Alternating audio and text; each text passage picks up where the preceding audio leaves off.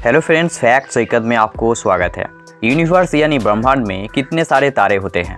सितारे ब्रह्मांड में सबसे आकर्षक वस्तुओं में से एक है। ये गैस और धूल से बने बड़े गोले होते हैं जो रात के आसमान में चमकते हैं और हमारे कल्पनाओं को प्रभावित करके अनेक कला और साहित्य कृतियों की प्रेरणा देते हैं।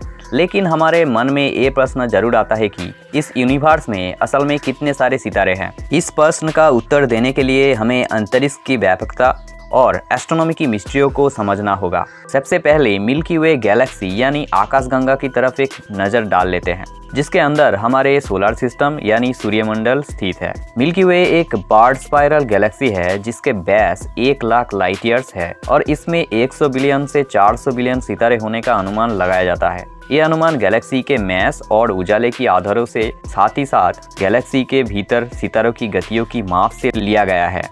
आकाशगंगा अनेक गैलेक्सियों में से सिर्फ एक है और देखा जाए तो ब्रह्मांड में लगभग 2 ट्रिलियन गैलेक्सीज है।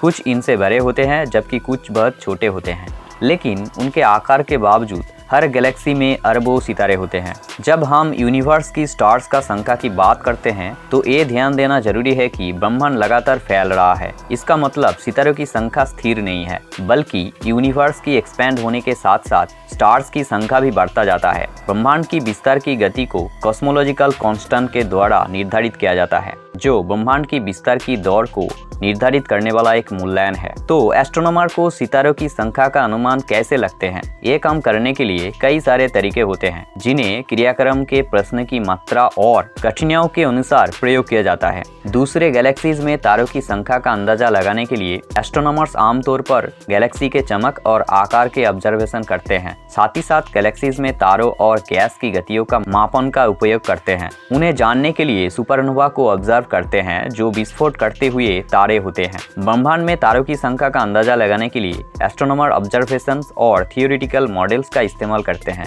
वो आमतौर पर कॉस्मिक माइक्रोवेव बैकग्राउंड रेडिएशन का मापन करते हुए शुरुआत करते हैं, जो कि बिग बैंग के बाद की हल्की सी नीला धुंधलाहट होते हैं। इससे वो ब्रह्मांड में पदार्थ की मात्रा का अंदाजा लगा सकते हैं, जिसमें डार्क मैटर और नॉर्मल मैटर जैसे कि स्टार्स शामिल होते हैं। एस्ट्रोनॉमर्स ब्रह्मांड के कंप्यूटर सिमुलेशंस का उपयोग करके भी तारों का संख्या का अंदाजा लगा सकते हैं। ये सिमुलेशंस ब्रह्मांड के विकास को समय के साथ अनुकरण करने के लिए फिजिक्स के नियम और ब्रह्मांड की शुरुआती अवस्थाओं का ध्यान रखते हैं। एस्ट्रोनॉमर्स ब्रह्मांड के ऑब्जर्वेशंस से इन सिमुलेशंस को तुलना करके ब्रह्मांड में तारों की संख्या का अनुमान लगा सकते हैं। इन कंक्लूजन यानी अंत में हम ये बोल सकते हैं कि यूनिवर्स में तारों की संख्या बहुत ज्यादा है और इसको समझना बहुत ही मुश्किल है। जबकि अंदाजा अलग अलग है, लेकिन संभव है कि ऑब्जर्वेबल यूनिवर्स में 10 टू द पावर 22 यानी 1 के बाद 22 जीरोज लगाने पर जो संख्या होते हैं